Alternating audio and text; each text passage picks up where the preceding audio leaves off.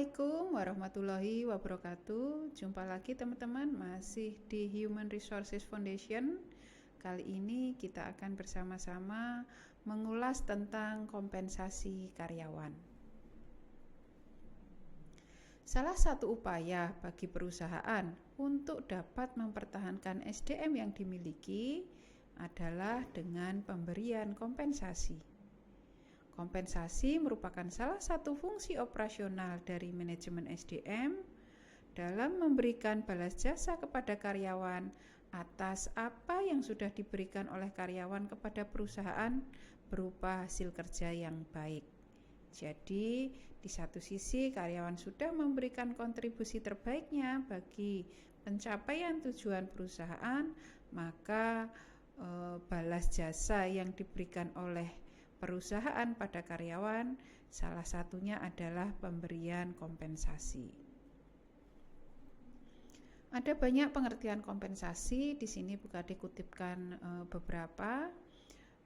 Di antaranya dari Thomas Stone yang menyatakan bahwa kompensasi adalah setiap bentuk pembayaran yang diberikan kepada karyawan sebagai pertukaran pekerjaan yang mereka berikan kepada perusahaan. Tidak jauh berbeda, Flippo juga menyatakan bahwa kompensasi adalah pemberian imbalan jasa yang layak dan adil kepada karyawan karena mereka telah memberikan sumbangan kepada pencapaian organisasi. Nah, jadi di sini kita bisa lihat ya, sistem kompensasi yang baik akan mampu memberikan kepuasan bagi karyawan serta memungkinkan perusahaan bisa memperoleh, mempekerjakan, sekaligus mempertahankan karyawan. Nah, bagi organisasi atau perusahaan, kompensasi tersebut juga berarti penting karena dalam kompensasi tersebut mencerminkan upaya organisasi atau perusahaan untuk mau mempertahankan dan meningkatkan kesejahteraan karyawannya. Nah, berbagai pengalaman ataupun studi menunjukkan bahwa kompensasi yang tidak memadai akan dapat menurunkan prestasi kerja, motivasi kerja, serta kepuasan kerja karyawan. Bahkan dapat juga menyebabkan karyawan-karyawan potensial yang dimiliki oleh perusahaan keluar.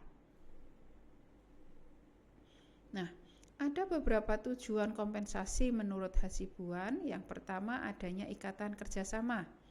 Dengan pemberian kompensasi itu, maka dapat berarti juga telah terjalin ikatan kerjasama yang formal antara perusahaan dengan karyawan, sehingga karyawan harus melaksanakan berbagai tugas dan tanggung jawab yang diberikan.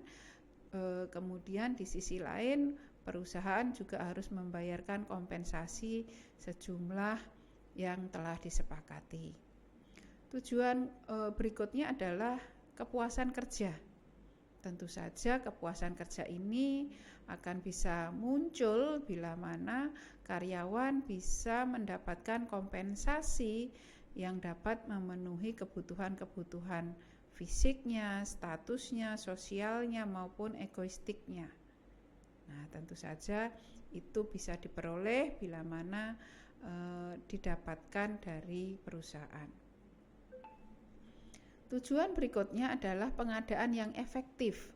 Nah, jika program kompensasi cukup besar, ya kompetitif gitu ya, maka pengadaan karyawan yang bisa memenuhi kualifikasi bagi perusahaan tersebut akan menjadi lebih mudah.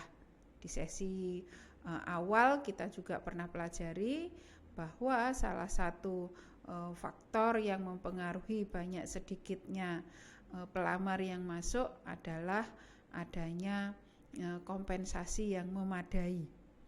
Kemudian tujuan kompensasi yang lain adalah motivasi. Maka jika balas jasa yang diberikan atau kompensasi yang diberikan oleh perusahaan itu baik, tentu akan memotivasi kinerja dari karyawannya. Sekaligus juga bertujuan untuk menjaga stabilitas karyawan. Tadi disampaikan bahwa program kompensasi itu berprinsip layak dan adil. ya, serta sekaligus juga eksternal konsistensi. Ya, bila dibandingkan dengan perusahaan sejenis di sekitar, ya tentu saja idealnya kompensasi yang diberikan itu memadai, gitu ya, kompetitif, sehingga turnover karyawan juga bisa diminimalisir.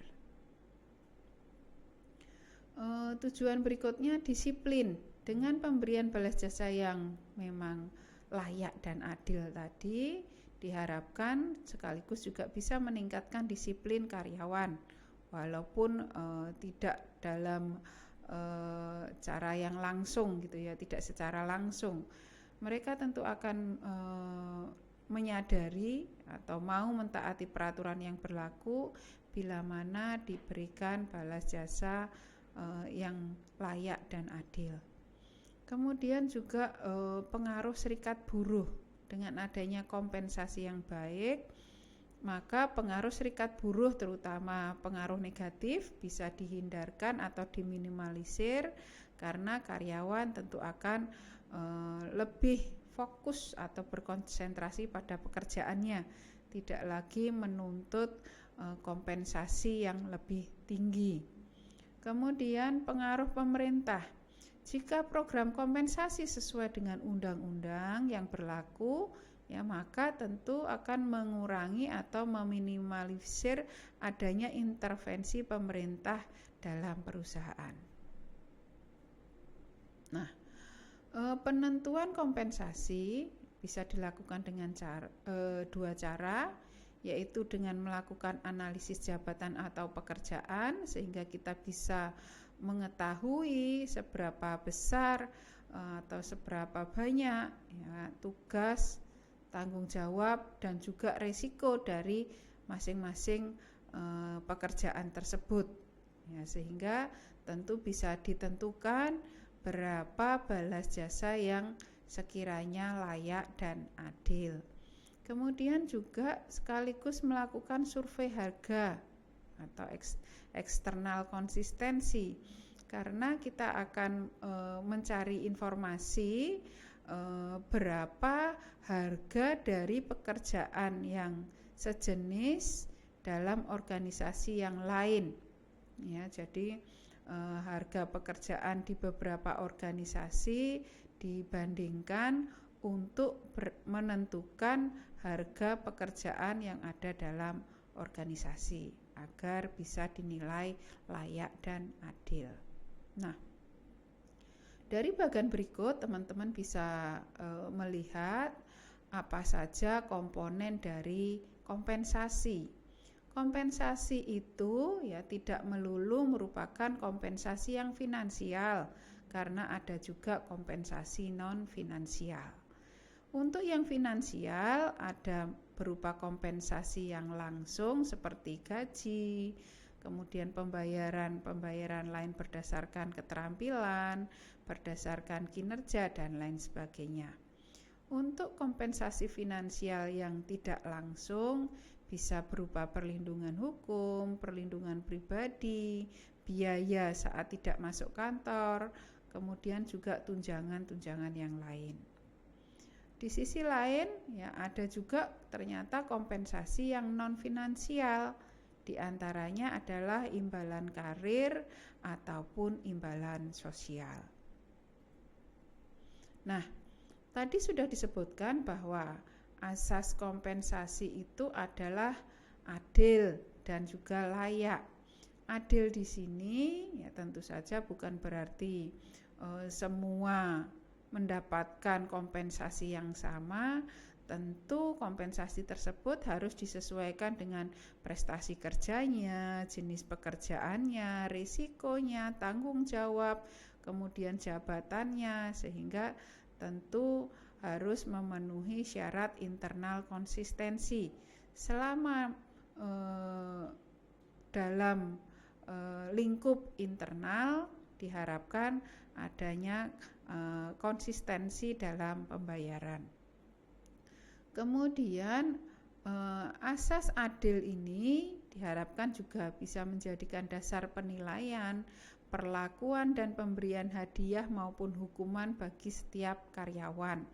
Jadi dengan asas adil ini akan tercipta suasana kerjasama yang baik, semangat kerja, disiplin, loyalitas, stabilitas karyawan. Nah, itu jadi akan sangat berpengaruh. Nah, kemudian yang kedua layak. Ya, layak dan wajar. Jadi apa yang diterima oleh karyawan ini setidaknya dapat memenuhi kebutuhannya pada tingkat yang normatif dan ideal. Tolak ukurnya adalah penetapan biaya kompensasi didasarkan atas batas upah minimal pemerintah maupun eksternal konsistensi yang berlaku. Jadi setiap tahun pemerintah akan menetapkan berapa upah minimal yang layak bagi pekerja di wilayahnya. Jadi setidaknya sesuai dengan apa yang sudah diatur oleh peraturan pemerintah. Sekaligus juga kita harus memiliki data terhadap berapa harga pekerjaan tersebut di perusahaan lain yang ada di wilayah yang sama. Nah, di sini manajer SDM harus memantau dan menyesuaikan kompensasi dengan eksternal konsistensi yang berlaku. Tentu saja agar semangat kerja dan karyawan yang memenuhi kualifikasi tadi tidak berhenti, tidak melakukan tuntutan, sehingga hal-hal yang negatif bisa diminimalisir. Nah, terkait dengan waktu pembayaran kompensasi diharapkan bisa dibayar tepat waktu dan juga akan lebih baik atau idealnya tidak terjadi penundaan. Hal tersebut terkait dengan kepercayaan karyawan terhadap bonafiditas perusahaan. Apabila mereka mendapatkan pembayaran kompensasi tepat waktu, tidak terjadi penundaan, hal tersebut akan memberikan rasa aman, ketenangan sehingga mereka bisa lebih fokus atau berkonsentrasi saat bekerja. Nah, bila yang terjadi sebaliknya, pembayaran kompensasi tidak tepat waktu akan membuat disiplin kerja menurun, moral maupun gairah kerja juga akan menurun sehingga bisa terjadi turnover yang semakin tinggi. Kebijakan terkait waktu pembayaran ini idealnya daripada menunda lebih baik bila mana dipercepat gitu ya. Misalnya penerimaan gaji setiap tanggal 1. Nah, tanggal 1-nya kebetulan ada hari libur sehingga karyawan ya juga tidak masuk gitu ya. Tetapi kalau memang dirasa tanggal 1 itu diketahui bahwa tanggal 1 itu libur, daripada menunda ke tanggal berikutnya akan lebih menenangkan bila dibayarkan sebelumnya. Nah, ada beberapa faktor yang mempengaruhi kompensasi. Yang pertama, penawaran dan permintaan tenaga kerja. Jika penawaran lebih banyak daripada permintaan, maka kompensasinya relatif lebih kecil. Ya, karena banyak tenaga kerja yang tersedia untuk mengisi permintaan atau lowongan yang ada. Berbeda bila mana penawarannya lebih kecil dibandingkan dengan permintaan.